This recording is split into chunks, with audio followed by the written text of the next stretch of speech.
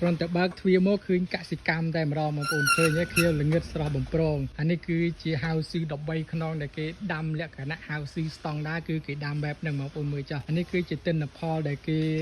ទទួលផលហ្នឹងបងប្អូនគេដាំក្នុងចន្លោះខែ9ហើយខែ2ចាប់ដើមទុំប្រមូលផលឥឡូវនេះខែ1ហើយអានេះគឺជាទិន្នផលពេលដែលគេប្រមូលផលហើយអញ្ចឹងវាអត់សូវមានទុំក្រហមទេពីព្រោះគេប្រមូលផលហើយមិញហើយអានេះគឺជាទិន្នផលដែលគេប្រមូលផលហើយនេះគឺជាកន្លែងដែលគេវេចខ្ចប់នៅក្នុងហៅស៊ឺនឹងតែម្ដងពីមុនគេកន្លែងនេះក៏ជាកន្លែងដាំដែរប៉ុន្តែឥឡូវគេធ្វើជាកន្លែងវេចខ្ចប់ដើម្បីបានផលបានតម្លៃខ្ពស់ជាងការឲ្យគេវេចខ្ចប់អញ្ចឹងណាបងប្អូនជាទូទៅនៅពេលដែលយើងវេចខ្ចប់ហើយស្រាប់គឺវាមានតម្លៃថ្លៃជាងការជួលគេឲ្យវេចខ្ចប់ហើយនេះគឺជាទិន្នផលហើយបងប្អូនមើលចោះក្នុងមួយខ្នងយើងអាចដាំបាន4ជួរបងប្អូនមើលណាក្នុងមួយខ្នងយើងដាំបាន4ជួរ1 2 3 4ហើយនេះគឺសសរអញ្ចឹងយើងរាប់ពីនេះទៅទៀត1 2 3 4អញ្ចឹងក្នុងប្រទេសកូរ៉េហៅស៊ឺមួយខ្នងគឺមានប្រវែងប៉ុនគ្នាពីព្រោះអីពីព្រោះងាយស្រួលក្នុងការពុតដែកខាងលើនេះបងប្អូនហៅស៊ឺប៉ុនគ្នាប៉ុន្តែគេអាចធ្វើពុះទៀបខុសគ្នាដោយសារតែកម្ពស់ខ្លះគេត្រូវការខ្ពស់កន្លែងខ្លះគេធ្វើទៀបចឹងទៅលក្ខណៈគ្រួសារលក្ខណៈស្តង់ដាហើយលក្ខណៈខ្នាតធំអីអញ្ចឹងទៅណាបងប្អូនអញ្ចឹងវាមាន3លំដាប់ពេញ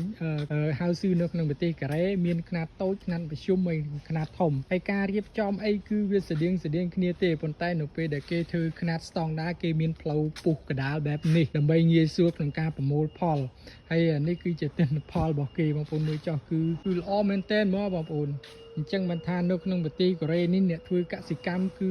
ទី1មិនងាយខ្សែធនទេពីព្រោះនៅក្នុងប្រទេសកូរ៉េនេះគេដាក់គេចុះបញ្ជីជាមួយរដ្ឋាភិបាលអញ្ចឹងណានៅពេលដែលគេដាំខូចខាតអីមានរដ្ឋាភិបាលគេជួយហើយចំពោះតម្លៃសម្ភារៈកសិកម្មអីវាមានតម្លៃរៀងថោកអញ្ចឹងទៅអញ្ចឹងការដាំរបស់គេនេះទិន្នផលគឺវាមានតម្លៃខ្ពស់អញ្ចឹងទោះបីជាការធ្វើកសិកម្មមែនប៉ុន្តែចង់ក្រក៏ពិបាកដែរប៉ុន្តែចំពោះនៅខ្មែរវិញតែធ្វើកសិកម្មមិនល្អហ្នឹងក្រតពូជល្អបងប្អូនអានេះខ្ញុំគាត់និយាយចែកនៅទៅកាន់បងប្អូនប៉ុណ្ណឹងទេតែទៅជាមួយនឹងកសិកម្មចូលគេបងប្អូនមើលចោះការរៀបចំរបស់គេប្រៀបដូចជា concert មួយអញ្ចឹងគាត់តែចូលមកគឺល្អមើលតែម្ដងហើយការធ្វើកសិកម្មនៅក្នុងហៅស៊ឺ13ខ្នងនេះគឺជាជនជាតិមីយ៉ាន់ម៉ាទេហើយធ្វើ